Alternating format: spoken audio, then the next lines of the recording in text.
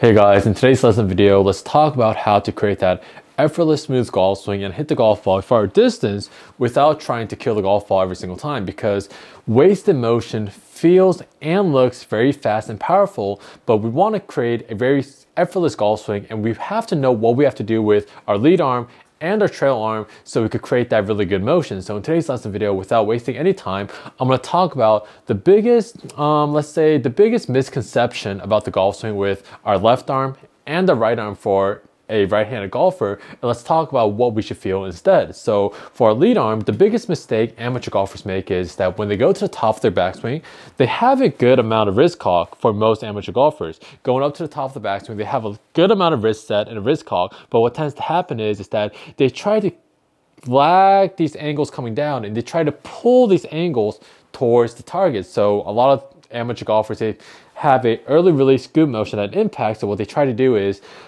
the butt end of the golf club, they're trying to nail the wall into this position right here. So nailing the wall is a good thing. We got really good lag into this position right here.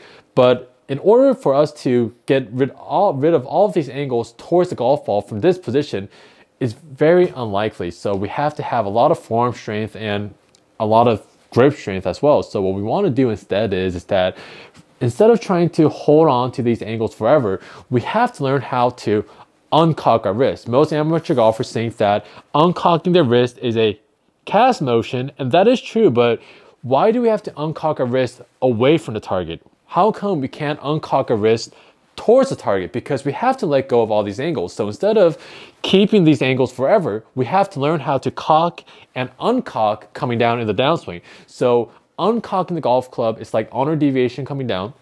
It's our friend.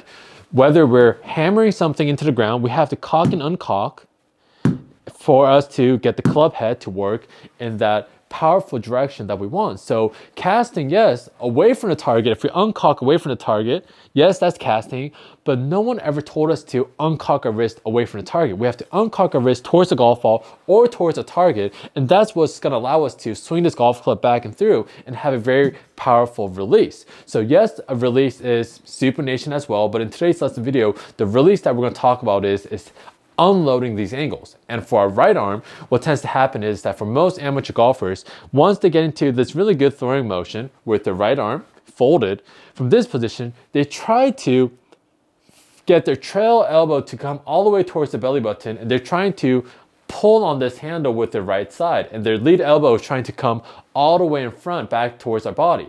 Yes, in slow motion, we see professional golfers, their elbow trending towards in front of their body in this position right here. But no one's trying to, well, high elite golfers at least, no one's trying to get their right elbow back in front of their body. You never see a tour professional out on the golf course making this type of rehearsal. You really don't see that. You see a lot of amateur golfers do it, but out on the golf course, especially for the high level golfers, they go to the top of their backswing, they make a little waist shift, whatever their feel is in transition, then they have one motion, one solid throwing motion towards the target. No one's trying to get their right elbow to come and pull all the way back in front of their body. So instead what we want to feel is that instead of keeping these angles and shoving my elbow back in front of my body, what we have to feel is that if my right arm is folded to the top, my right arm has to straighten out coming down. Fold and unfold. Cock and uncock with my lead side, and fold and unfold with my trail side. So the pattern is that we have to get this golf club back into a straight line post impact. But for most amateur golfers, they get into this obsession of this lag and this forward shafting position, so they're getting this golf club to come all the way through. So instead, I'll show you a great drill to feel that really good motion post impact. So a really good drill and a really good feel that you have to have is that if you have a wall just right next to you, whether it's a driver or an iron, what we have to feel like is that from the top of our backswing, let's think of it as for a second that it's not even a golf swing, it's a sledgehammer, and this is a wall. We're on a construction site, or we're remodeling our house, so we have to break down this wall. So if you get into this position, let me get the golf club in a shorter position. If I get into this position with the sledgehammer, if I have to break down this wall, as simply, the end of the hammer is going to come past my body, and I'm going to hit this wall right in front of me. If I make this a little bit shorter for the camera, I'm going to get into a straight position. I'm going to nail this wall with this hammer, not with the butt end, but I'm going to get this hammer to touch the wall. But for most amateur golfers, what happens is that the golf club does not work past their body and they're not able to hit this wall in a straight position.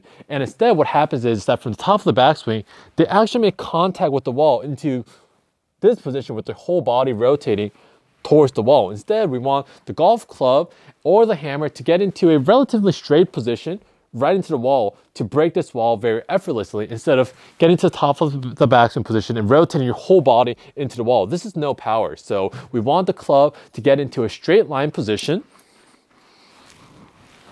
right towards the wall for that optimal power and for that effortless smooth golf swing.